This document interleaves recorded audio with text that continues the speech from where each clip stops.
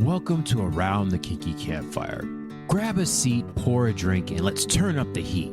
This is the podcast where we explore the wild, wonderful, and sometimes wicked world of kink, BDSM, and alternative lifestyles. Whether you're a seasoned player, a curious newbie, or just here for the stories, we've got something for you.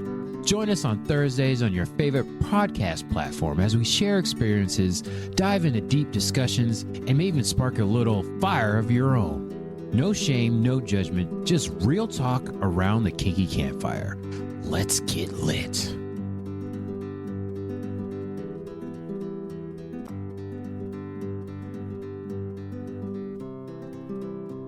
Welcome back, everybody, to another episode of Around the Kinky Campfire. And yes, ladies and gentlemen, we did have a little bit of a break. We had a new season. Yes, this is a new season, season 5 officially. Welcome and thank you. We continue to upgrade this podcast, make it a little bit more fancier for y'all. And speaking of fancy, I am the one, the only H. Julius Marquise, and for the less fancy people, just Julius.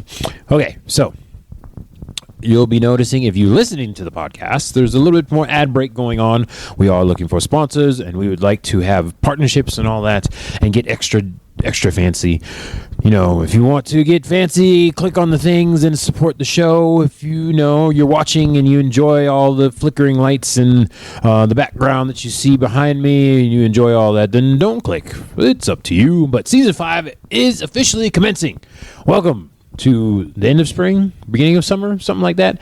And once again, we have a non-sponsored ASMR 5 seconds brought to you by Fruited Sour Triple from Berry Monkey, Victory Brewing Company. This is for the YouTube people. This is not a drink, non-adult beverage that we'll be condensing in a ASMR 5 to 2 seconds in 3, 2, 1.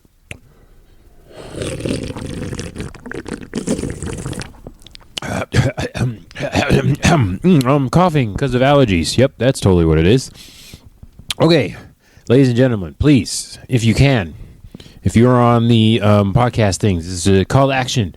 Review it, comments. If you're on Spotify, don't know what they do on iTunes, but we post on there. But if you can comment below and review it and all that stuff, and if you're on YouTube, please like, subscribe, and comment below as well.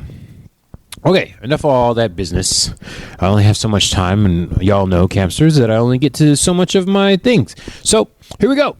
Today's episode, with no leading on and all that different things, and no blowing it up, it is the 6 essential ingredients of loving relationships, according to Dr. Saren Nazarzade. Yeah, I said it, nailed it. Once again, we'll put the links below. This is off a TED Talk that I saw on the TEDx channel, and then also linking her paper about it. I thought it was very interesting, especially for the Around the Kinky Campfire world here, that we talk about relationships, and I want to talk about the essential ingredients for loving relationships. Let's always go back to the basics and start from there, and then work our way up. So we will add all the spicy stuff that we can on top of it. For right now, we have what Dr. Sarah has said, and here we go. The 6 essential ingredients are needed for a thriving, lasting relationship. Yes, of course, that's what we want, hopefully. There is attraction, respect, trust, compassion, shared vision, and loving behaviors. So there's going to be a bunch of different terms being used here. Once again, it is starting with the objective and going to the subjective. So fill in the blank of whatever term you want, and I'll use some as well. But these are just generalizations that we have for everybody.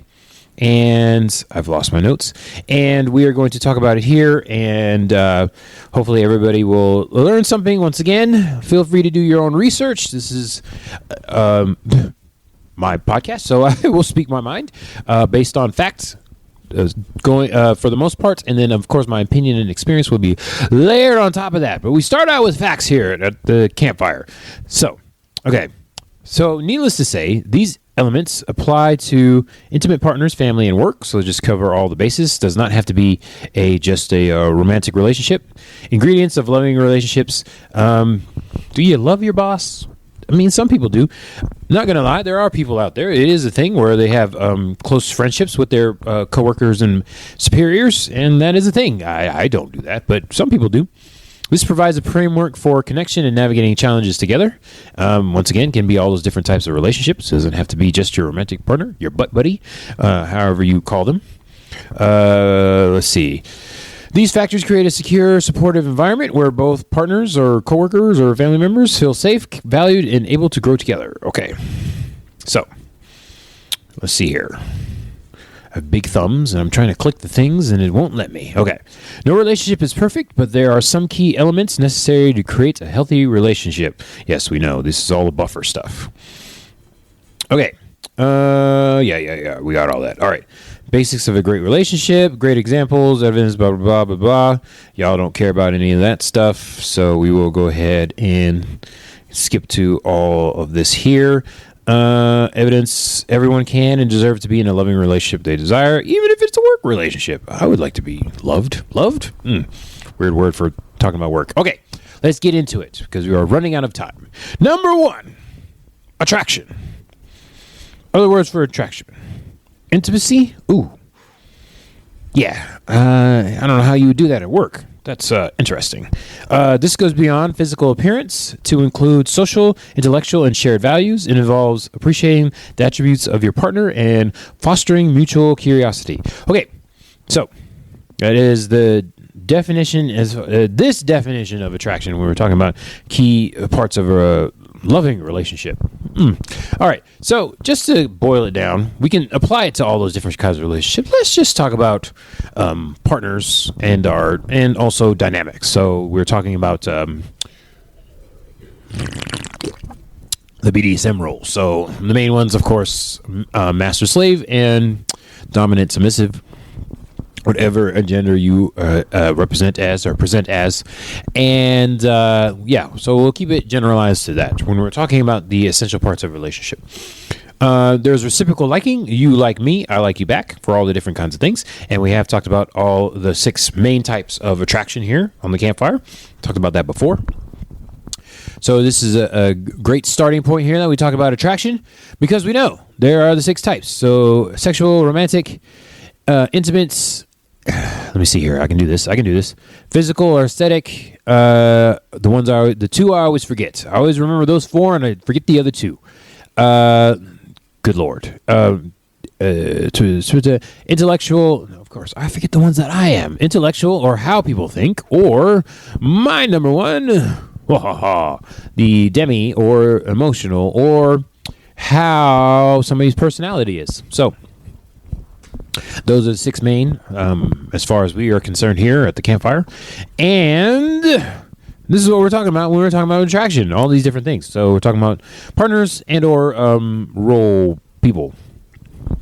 Whatever the side of the slash you're talking about. BDSM, romantic partners and BDSM partners. We'll do that. Just boil it down. Make it even more simple. Just the simple fact that I like you and you like me. Intimacy and affection. This includes physical touch, romantic intimacy, and emotional closeness. Yep. Okay. Yeah. So, romantic intimacy, physical touch. I smack your butt or bite your butt cheek or just your back.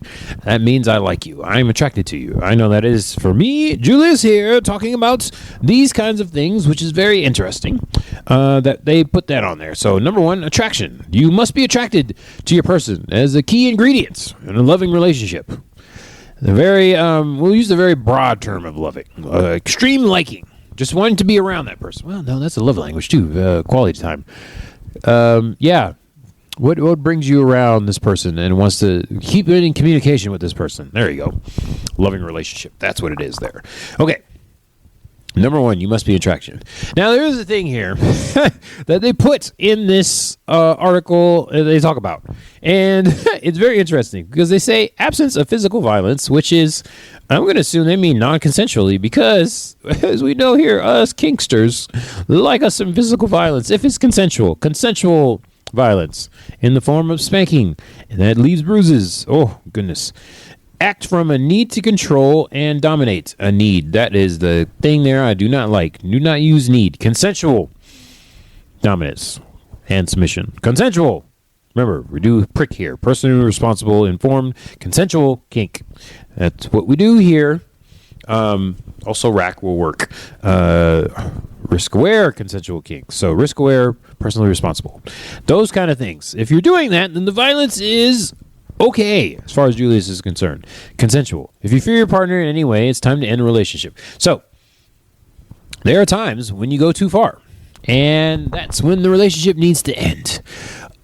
Yeah, that's when boundaries are pushed, when the red is called, safe word, and you're just not feeling it anymore. The vibe is gone. The ick is there, all those different kind of things. So we got to remember about that when we are talking about attraction, because attraction can be just like love, taken away. Consent can be taken away. Those are all different things that can happen. Let us remember that, folks, okay, when we're talking about a loving relationship. Okay. Moving right along, respect. Oh my goodness. If you do not respect your partner in whatever form it is,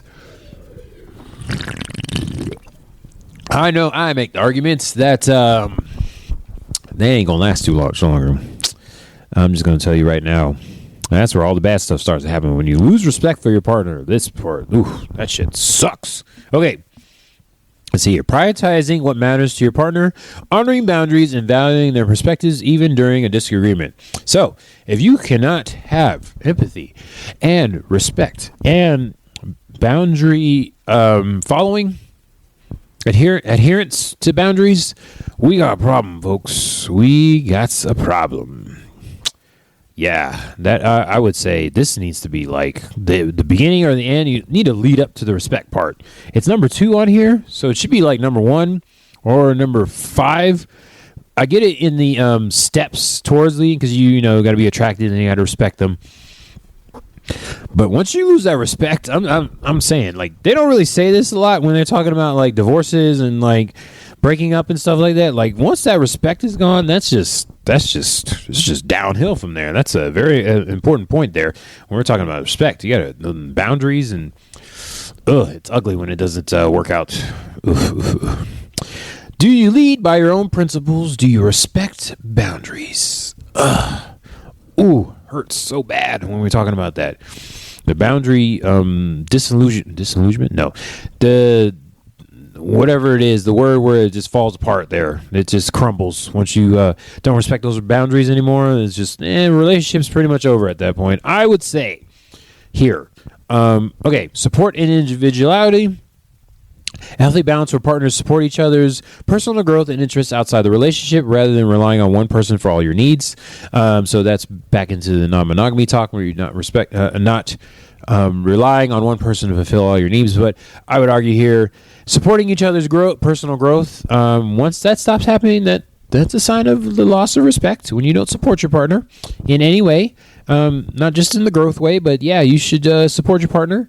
And if you don't, then another argument that the relationship is probably going to end. So gross.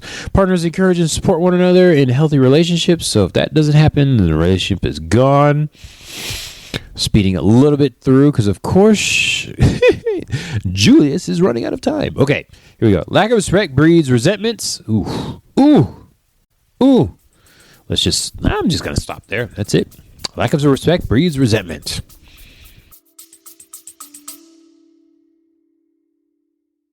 All right, Capsters, before we get back to tonight's stories that probably shouldn't be played out loud at work, let's take a second to talk about today's sponsor, which could be you.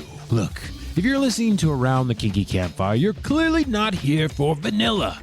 You're here for the weird conversations, the spicy confessions, and the kind of stories that make you double-check who's sitting next to you. And that's exactly why today's sponsor fits right in. Whether you're setting the mood, exploring something new, or just trying to turn an ordinary night into something a little more memorable, today's sponsor, which could be you, is here to help make it happen. No judgment, no awkward vibes, just good times and maybe a few decisions you'll be laughing about later. Ha ha! Because let's be honest, sometimes you don't want predictable. Sometimes you want a little tension, a little excitement, maybe even something that makes you say, well, that escalated quickly. And hey, we're not here to judge. No, no, no. Around this campfire, we support curiosity, good stories, and anything that makes life a little more interesting. So go check out today's sponsor, WCBY. Show them some love and help this campfire keep burning, because the more support we get, the more spicy conversations we can bring to you. All right, now where were we? Oh yeah, things were just heating up. If you resent your partner, you might end up disrespecting him. It's all lining up here. Very linear in this discussion.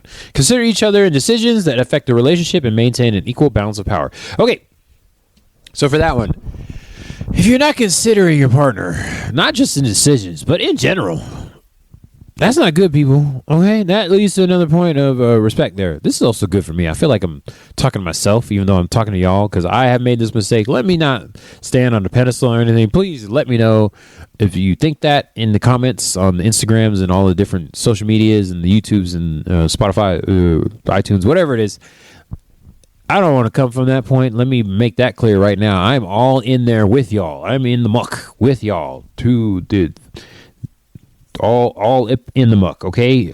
I'm right here. I'm wrist deep in the muck with y'all. Y'all can't see me, but check out the YouTubes. It's there.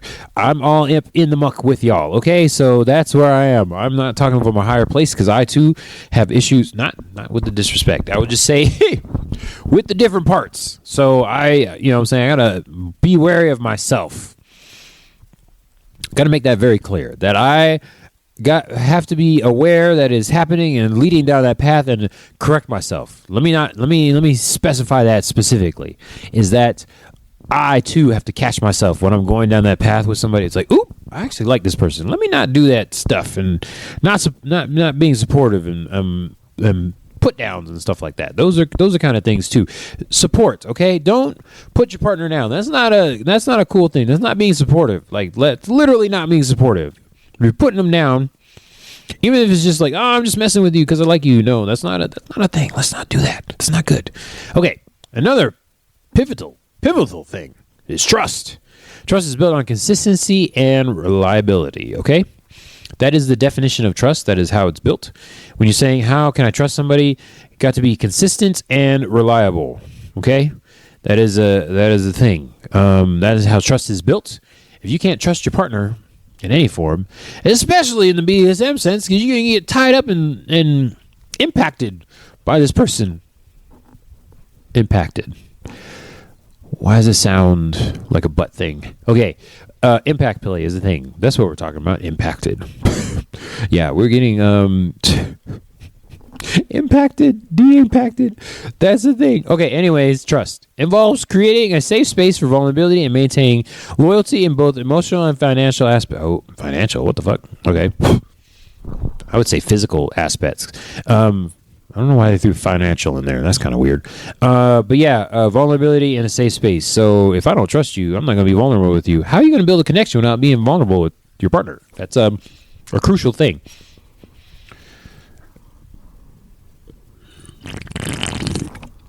Yeah, so that's arguably a very important part. I mean, these are all very important parts here. Yeah, I'm telling you, it lines up. Exactly. Okay, so trust and safety. I can't be feeling safe if I don't trust you. A secure foundation built on dependability, honesty, safety, allowing individuals to feel confident in their partner's integrity and committed to overcoming challenges. Yes. Yes. The whole entire safety thing. Very crucial. If they don't trust you, attraction. Okay. Respect. If I don't feel the respect, trust, I don't feel safe. All these different things, all together. Loving relationships. Also, I say being impacted, doing the impacting also as well requires trust, because there are incidents that happen. How can I say this? There are incidents that happen even though it hasn't happened to you. You can get in trouble for if you're the one that's doing the happening. If you get what I mean, okay?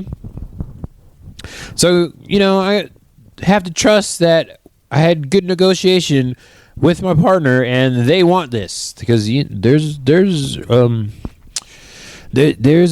stuff that leaves evidence after everything is done. Let's just say that way. You definitely don't want to have that out there with people that don't line up with the way you're thinking. Okay, I'm being very being very big for a reason. There's that.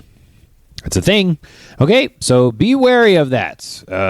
Also, like, don't worry about your dick getting wet and your pussy's getting stuffed, because safety is number one. Let's just say that in general. Get tested, people, if we're talking about safety. Go ahead and get that test done, because that's a safe thing, too. We're talking about STI testing, okay? That specifically. Not beating around that bush. Before you beat the bush, just get tested first, okay? Okay. Compassion. Talked about this before, too. Unlike empathy, which is feeling we talked about empathy. Ooh, goodness. Yes, there is a difference between compassion and empathy. I know that. Feeling with someone, compassion is being there for your partner without making the situation about yourself, offering support without judgment. Without judgment. Stop judging your partners, good Lord Almighty. Feeling for the other, but not losing your own ground. So, big thing with compassion versus empathy is that with empathy, you feel the person and then you take that on yourself. Compassion is like, oh, I realize you're feeling this way and I feel for you, but I don't feel it for you. I don't feel it myself, that kind of thing. And also, make it a point not to judge. Just not do that in general. Stop judging people. It comes off as insecure. Ugh. Terrible. Okay, partners treat each other with kindness, valuing individual opinions and boundaries, which prevents contempt and fosters appreciation. Would like to appreciate our partner. Definitely, 100%. Okay, and these final two are just like creme de la creme. All right, so the first four were like the foundation of the cake. These next two are like the icing and the sprinkles. Okay, still very important for the cake. I don't know, y'all. I mean, good pound cake is good without the frosting and the sprinkles. But it's just, let's say you really want the frosting and the sprinkles. What is a cake without the frosting and the sprinkles? It's a pound cake. Just a regular old cake. I was going to say a dry-ass cake. It doesn't necessarily have to be dry, but you get what I'm saying. It's bread. That's what it is. It's bread. Banana bread, cucumber bread. It's regular old bread without the frosting, I would argue. Or a brownie. Still good, but I would like the frosting and the sprinkles. Thank you very much. If you haven't had a frosted and sprinkled brownie, you are missing out. Hit up your local bake sale. I'm telling you what right now. Okay, anyways, running out of time. Shared vision. This represents a joint commitment to a future together, holding a similar direction or set of goals, even when facing challenges. I thought that said fucking challenges. Fuck the challenges. Yes, so going together. I mean, some people want children. That's a shared vision, a future together. Some people want marriage. Not Julius here, but those are those kind of things. Project that you work on together, and it doesn't have to be a literal project. Like, it could just be a life project. Let's just end on this merry-go-round road that we're on a happy place. That's a good shared vision, I would argue. Knowing where you don't want to end up, that's also another thing, where you don't want to go. Shared goals and meaning. While maintaining individuality, successful couples share common values, goals, and a shared vision of their future, which fosters a deeper union. Okay? So those are all the different kind of things you can work on there. And why? Shared vision of the future. So I would argue, as a whatever it is, however many people are involved, you all together figure out where you're going or not wanting to go together. Once again, frosting and or icing on the cake. All right, and then lastly, we have loving behaviors. Love is an action. Love is an action. I really don't need to say anything else after that. Love is an action, not just a feeling. It requires intentional actions that demonstrate care, affection, and commitment on a daily basis. Care, affection, and commitment. Okay? We have to demonstrate that. It's not just like, a feeling I don't have to ever mention ever, because it's like, No, say it. You fall out of love, going out of your way for your partner, tender and specific acts. And so, that is the thing. People fall out of love. You also need a divorce rate for those people that do that kind of thing. And, it's more than half. People fall out of love all the damn time. Okay, and then open and honest communication. Partners listen actively, express feelings constructively, and avoid attacking one another, ensuring both feel heard and understood. Got to feel, that's that respect thing again. That's again the respect thing. Okay, so wrapping that all up. Attraction, respect, trust. Those three got me going so much that I forgot what the fourth one was now. Compassion? Yes, compassion. And then shared vision. Okay, so attraction, cake. The cake, the ingredients to the loving relationship cake. I would argue the cake itself. Attraction. Got to be attracted to the person. Got to respect, feel compassion, and trust the person. That's the 4 ingredients of the cake. And then the icing and the frosting. Shared vision and I know this. Shared vision and what was the last one? Stupid phone. Loving behaviors. Yeah, that's it. Shared vision, loving behaviors, icing and the frosting. So good. I love that talk. So Dr. Sarah, thank you very much for that talk. I will have the link for the TED Talk in the description below. I just felt like I needed to say more. And also applies to BDSM dynamics. I would argue you need those 6 things for a loving BDSM dynamic. Just successful. Let's just say successful. Whatever your definition of successful, that is what we're talking about here. Okay? Went a little bit over, of course, like I normally do, but I thank you for sticking around if you're still listening to this part of the episode. Once again, please review it if you're on the podcast side of things. If you're on the video, like, subscribe, and comment below. Let me know what you're thinking, and also send me questions to the emails and the social medias if you want to know more. And I apologize for the ads if you're listening to this. If we ever get hair everywhere, if we ever get hair in your mouth, if we ever get sponsored or partnerships, I apologize and thank you, but please click below if you feel like supporting the show on the affiliate links. That's it for now. This is Julius Marquez. Hello.